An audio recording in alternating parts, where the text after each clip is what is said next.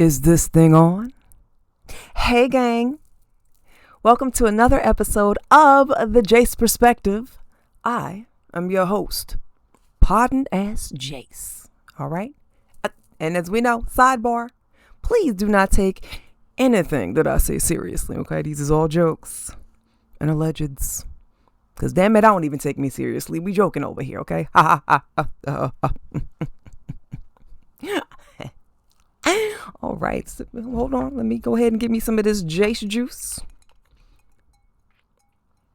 All right.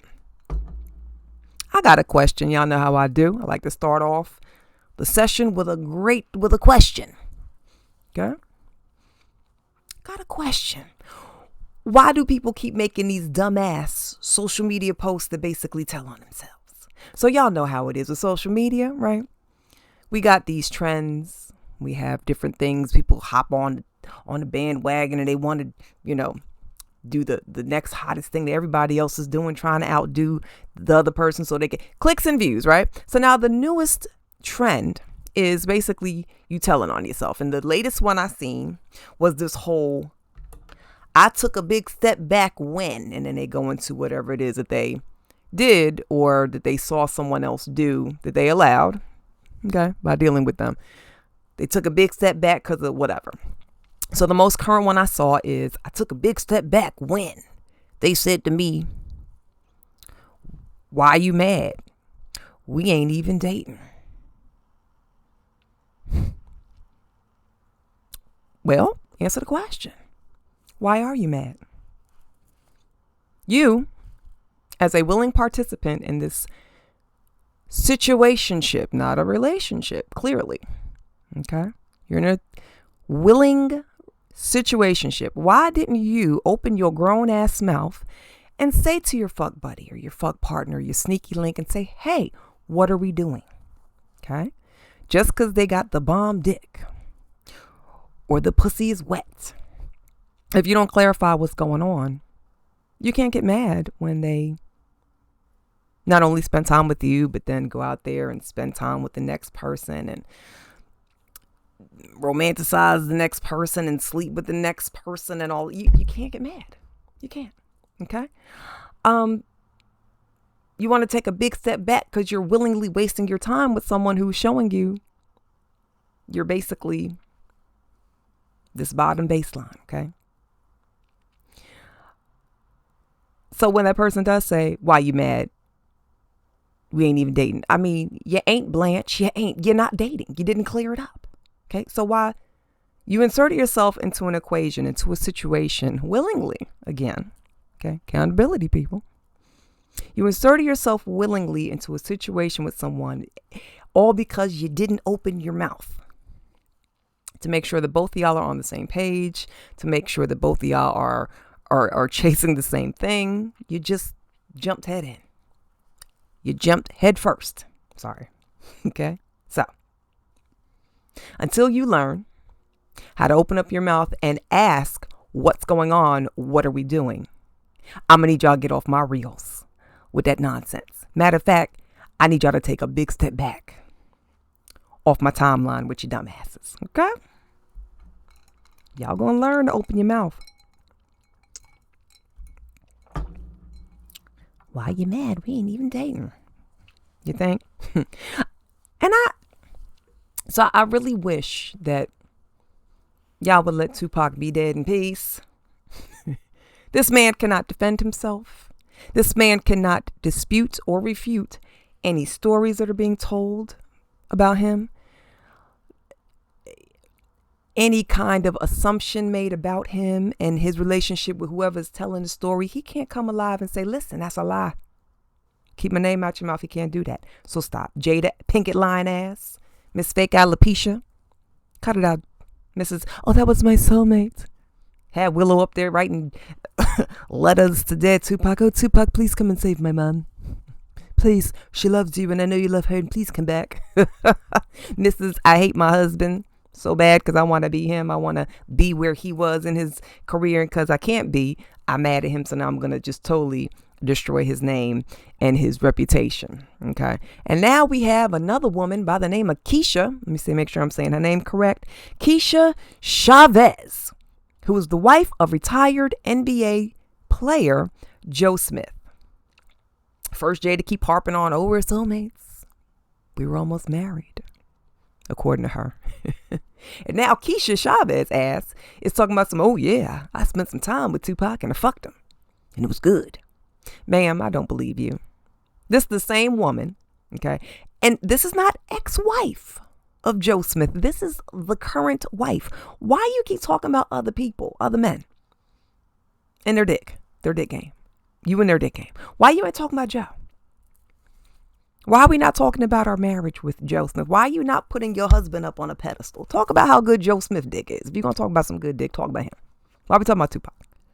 And nobody believes you, ma'am. Ain't you the same motherfucker who lied to her husband for a lengthy amount of time about her having an OnlyFans page? So you a real good liar.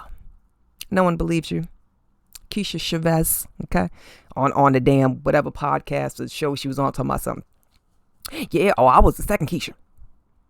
Tupac first wife was Keisha. And I'm second Keisha. So I was other Keisha. Girl, shut up. Tupac can't refute this or dispute this. We don't believe you. We don't believe you. You need more people. Okay? It's like, and where is the need to harp on these Tupac stories all of a sudden? Why are we doing this? Do we not have anything going on in our personal lives that we can talk about? Why are we talking about a dead man? He's been dead since 1996. Let it go.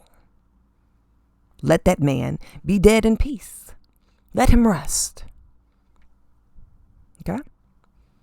And now, jumping on I got a story to tell about Tupac bandwagon.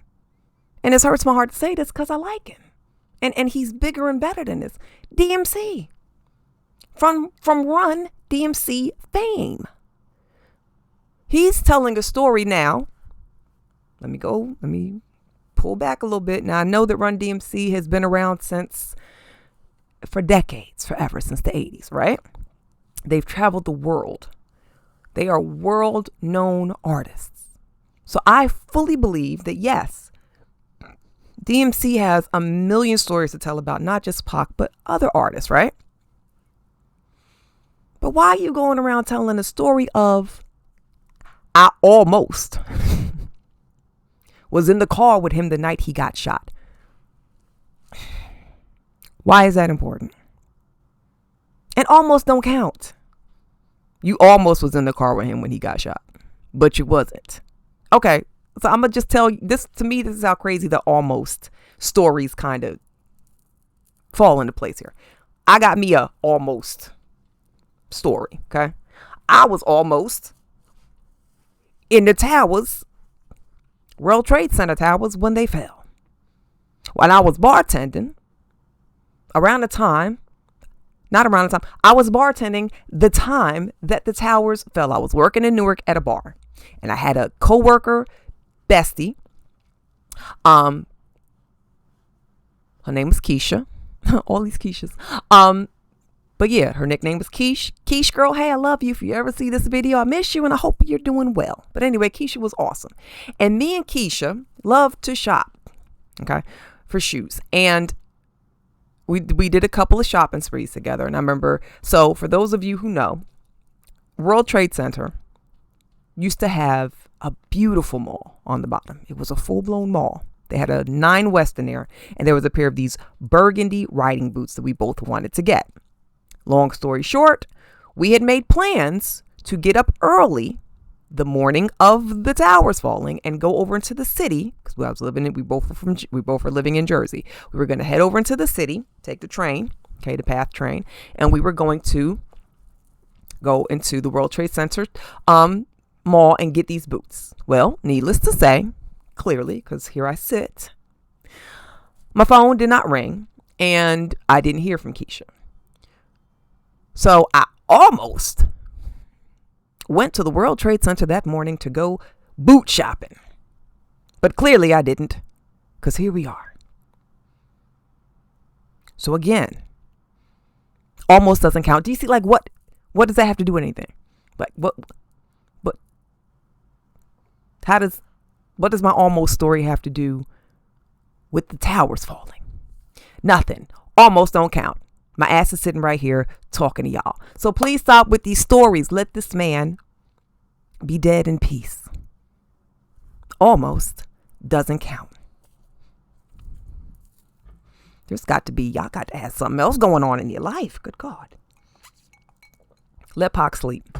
So apparently, 50 has been on the greasy neck of Diddy, aka Diddley. And Diddy's been mute. Quiet. I mean, I'd say he was scared of 50. Let's talk about it. I mean, Diddy has been sitting here deleting motherfuckers that try to stand up to him. He been ruining lives and deleting people and clearing the space, right? But 50 is the only one, and 50 is trolling Diddy. I mean, it's hilarious. I love it, Fifth. Keep it coming, sir. We love it. Thank you. But he's on him all the time. Like, he is relentless. And Diddy has not said one word. Fifth got some hardcore something on Diddy. And he's just biding his time. Because he know Diddy not going to say. Diddy ain't going to puff up next to Fifth. Why? Because Fifth got something on Diddy. Don't know what it is, but he got something. Okay, them receipts is bulletproof. He gonna drop them though. Because there's talks of 50 releasing a surviving Diddy style documentary, and that the proceeds will go to victims of SA. But he has said, Fifth has said everything about Diddy, from Diddy sacrificing people to lawsuits and allegations, and why he won't attend puffy parties. It's just a bunch of stuff. And like I said, he is relentless. Okay. There's even rumors of Diddy setting Kimora Lee Simmons' house on fire. Don't know if it's true, but it's allegedly. Puff will not say nothing against Fifth. Okay. But please don't stop, Fifth. We the people, we love it, and we need it. All right? And I also noticed that people in the business that know about Diddy and his dirty ways, think about it. No, nobody's really came to the defense of Puff. That speaks volumes too. Ain't nobody coming to this nigga's rescue to speak up for him or nothing. Oh, God, when I tell y'all, I'm loving this. I'm so glad that his bullshit is finally surfacing and finally coming back to kick him in his dirty ass, okay? But yeah, man, Fifth got them receipts. He's claiming to have some good receipts, and we are just waiting on the documentary, Fifth, okay? And speaking of SA victims, it appears that Jamie Foxx's name has officially been released by a young Jane Doe, who states that Fox assaulted her at the Catch Rooftop Restaurant in New York City in August of 2015. Now, Jane Doe's real name is Eric Marlon Bishop.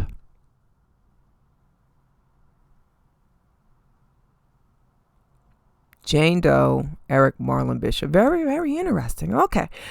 Anyway, Jamie Foxx is denying allegations and countersuing, which by all means he should, especially if he can prove his innocence. And speaking of Jane Does with male names, Caitlyn Bruce Jenner's stepchild is in the news. And this time, not for the doorknob-esque actions and escapades that Miss Thing is normally known for doing, okay? Because we all know Kim loves a good turn in the sheets. She is DTF, down to fuck.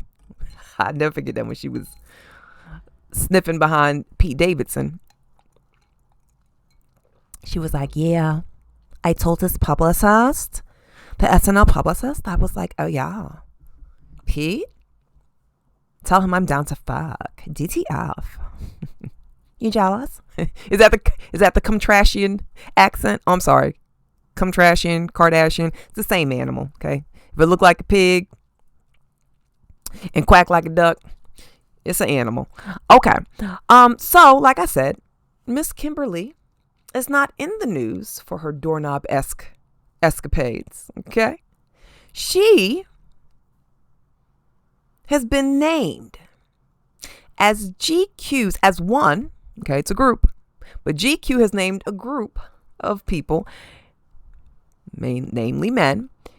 She is a part of the group and has been named one of the Men of the Year for 2023. Let that sink in. Kim Kardashian is one of GQ's Men of the Year 2023. And when I tell you, there are some men folk who are not happy about that.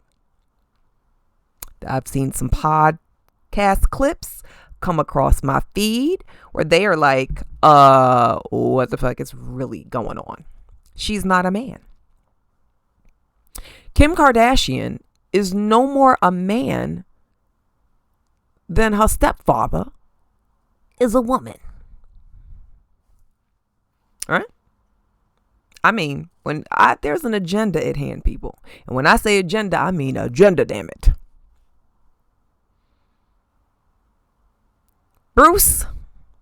Caitlin Bruce, if y'all recall, back in 2015, Caitlin Bruce was honored as Glamour's Woman of the Year. But I did a little bit of digging, and I found out that GQ and Cosmopolitan magazine are both owned by a company called Condé Nast. That's spelled CONDENASTE. Condé Nast. I think I'm saying it Condé Nast, whatever the hell. Condé Nast. I'm going to call it Condé Nast. Anyway, so this company, Condé Nast, owns both GQ and Cosmopolitan. So baby, when I say that there is an agenda here at hand and they are going to support it,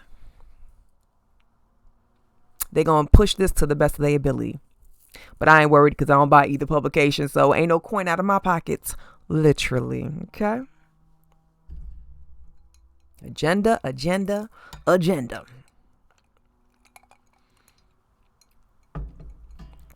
So, it looks like toxic ass Jonathan Majors and goofy ass Megan Good are again in the news. Oh, y'all, shit has hit the fan. He is currently in court. They started court proceedings for his case against Grace Jabari, his ex, back on November the 30th, as I reported last week. And during court, of course, it's been going on for them. So during court, text messages that convinced ex-girlfriend Grace not to go to the hospital were read aloud. And I will quote from courthousenewsservice.com or courthousenews.com. The previously undisclosed text messages read aloud in Manhattan criminal court showed that Majors had warned his then-girlfriend, British dancer Grace Jabari, against going to a hospital to report injuries from an unidentified episode in England in September 2022, separate from the March 2023 incident for which he faces misdemeanor assault charges. Oh, shit. Okay, so time has been a really weird construct right now. It feels like it's been a little longer than a year, but it hasn't. So this happened. He got charged. Everything hit the fan back in March of 2023. So apparently there was an incident before.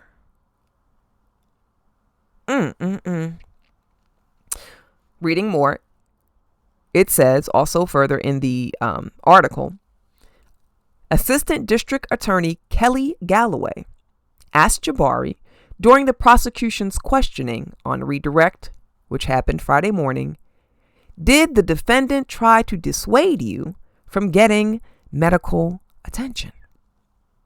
Jabari testified, yes. In the text messages, Jonathan Majors also threatened suicide, called himself a monster, and blamed Grace for his anger.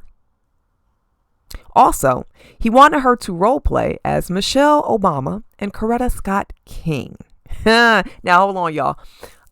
I don't know how deeply any of you guys are following this, if you guys know what his ex-girlfriend Grace Jabari looks like, but she is basically the prototype for the whitest of white women. Okay, I put F on it, not just white. We talking about white woman. She is the template for she's tall, thin, model-esque, okay, with blonde hair, and I'm talking California Barbie blonde.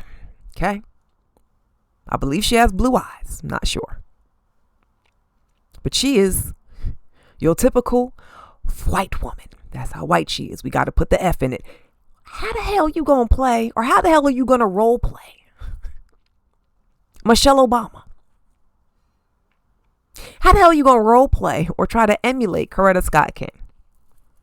Y'all, that sound like some toxic ass, manipulative ass, abusive mess to me.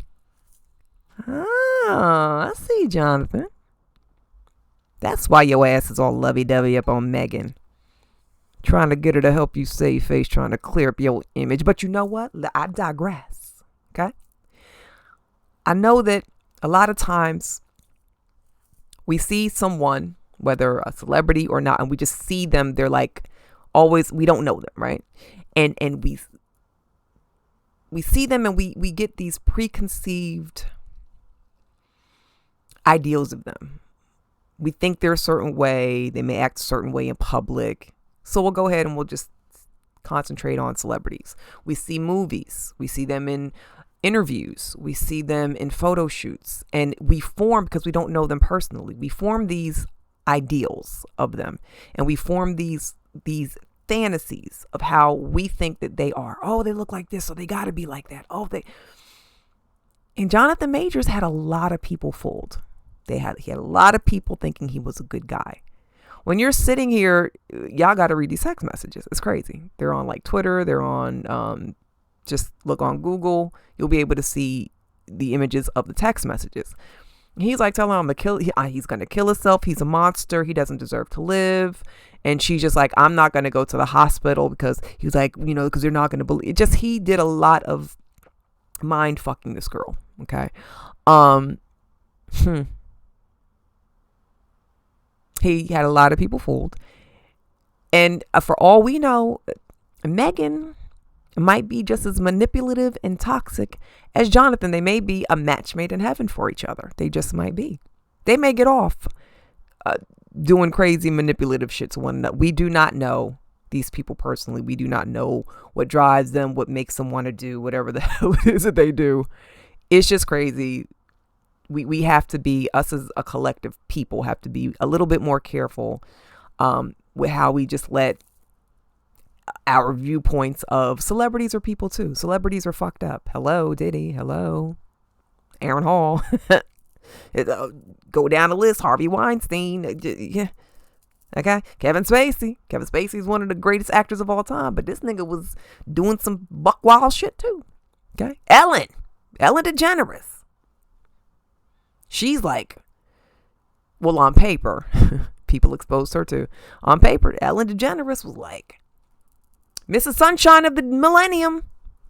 It turned out she's a bitch, evil, slave driver with the employees. Okay, you just never know. You just never know about people. We have to be careful with how we just we have these preconceived notions and fantasies. It's crazy, okay? Because I was going to say, Megan girl, blink 3 times if you in danger. Pulled a ghost on her. Like Whoopi did. Molly, you in danger, girl. Megan, you in danger, girl. But hell, she might like that shit. All right? Man. Just never know about people. I have something to say. Melissa Ford, girl, you owe Cameron and Mace a massive apology for what you basically labeled them as and what you said about them. And you need to do that stat. Not no bullshit apology that you called yourself doing. No. We need you to apologize the real way. Okay. So for those of you who are not in the know, for those of you who might be a little lost, let me break it down for you. Cam'ron and Mase have a show called It Is What It Is. It's a podcast. Okay. Cam'ron is a rapper from Harlem. Okay. And Mase, I believe Harlem World. I believe he's from Harlem too, if I'm not mistaken. But yes, Mase and Cam'ron, two former rappers, have a podcast together. Excellent podcast. Okay. And Cam'ron was kind of reminiscing on a story where he told about, the story was basically him reminiscing about him and Mase visiting a spot where they ran a train on a willing trollop. And this was talked about on their show. And then Cam'ron said, I miss the 90s. He was just, going back in time mentally, just kind of, not doing nothing wrong. Okay. Melissa Ford, who's also a podcaster, aka former video vixen. Okay. She turns around on her show that she's on called the Joe Budden Podcast, one of the best podcasts currently that's out. Okay. Joe is one of the goats. All right. But anyway, she insinuated that they were possibly sleeping with an underage girl, according to their story, basically calling these two gentlemen pedophiles, which was not the case at all. Okay. So then she goes and she calls herself apologizing. But here's the thing with apology like that. So you can't say something fucked up and egregious about someone's character. That's assassination of character. And then come back, oh yeah, I didn't mean to say it. How about you don't say anything at all? How about you watch your fucking mouth? You're damn near 50 years old, Melissa Ford. You fucking know better. And in this current climate that we're living in right now, this Me Too era, okay, let's say the tables was turned and reversed and they said something egregious and assassinated her character like that, oh, everybody would be all over the damn. Oh, boycott, it is what it is. How dare these men say that about her? But nobody's really going for her neck. The one that I've only seen really go for Melissa Ford's neck is Cam'ron. And by all means, he should. And people have tried to, I've seen some podcasters try to say, oh, he's overreacting. No, the fuck he's not. Absolutely not. He's not overreacting. Let someone label you a pedophile. You would flip and lose your shit, especially if you know it's not true. You got people that's pedophiles that get accused and they perp the roll. Oh, I can't believe you said that about me. I can't believe it. How dare you? And knowing you over your fucking kids. But when you have someone that's not a pedophile, it's like putting a big scarlet P on their jacket. Just take a big old scarlet P and stick it on both their coats. Put it on their shirtlets. Come on, man. You can't do that shit, Melissa. You can't. Ma'am, you're a former video vixen. I'm quite sure there are plenty of gentlemen that have plenty of stories about what you've done behind the scenes. Oh, absolutely.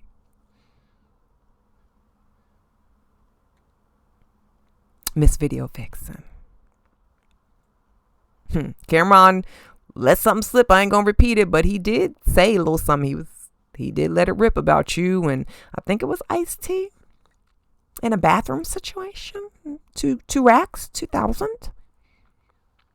Miss I'm Innocent. Don't throw rocks when you live in a glass house. Okay, Melissa Ford, former video vixen. I'm quite sure that you don't have the cleanest history. I'm quite sure somebody got some stories to tell about you. Absolutely. And then the part that was crazy is Queen's Flip, her podcast brother, tried to do like a call of arms of sorts and was like, hey, I can't believe all the female podcasters need to come and support Melissa. No, we don't.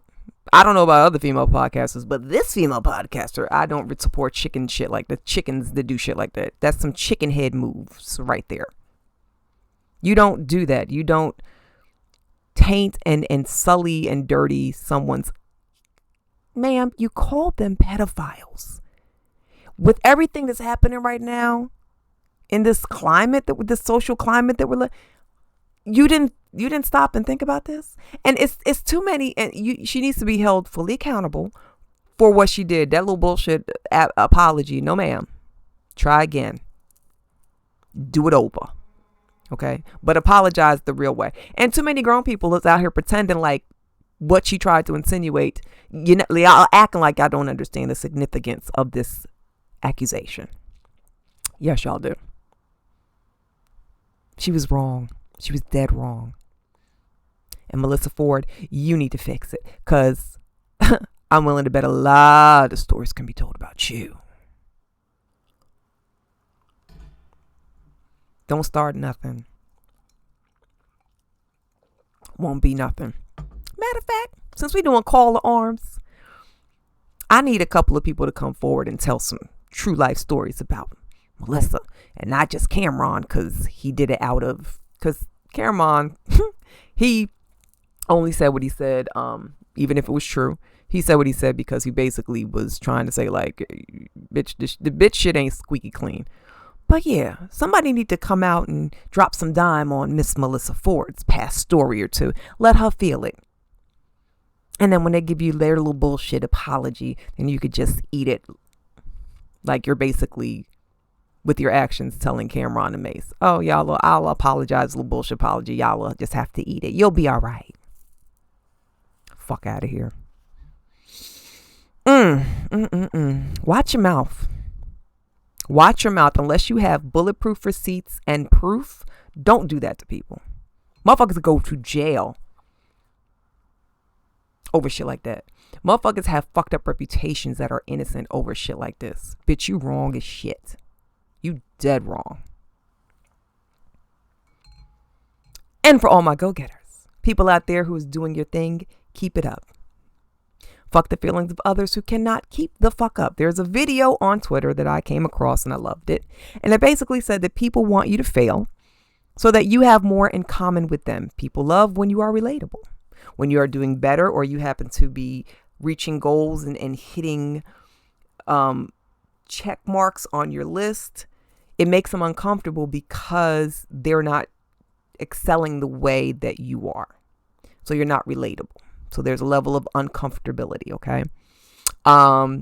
If you notice, when you start doing better than maybe some people in your circle, there might be a vibe of like ilk. You might just get a vibe like they're acting really weird and funny toward me, right?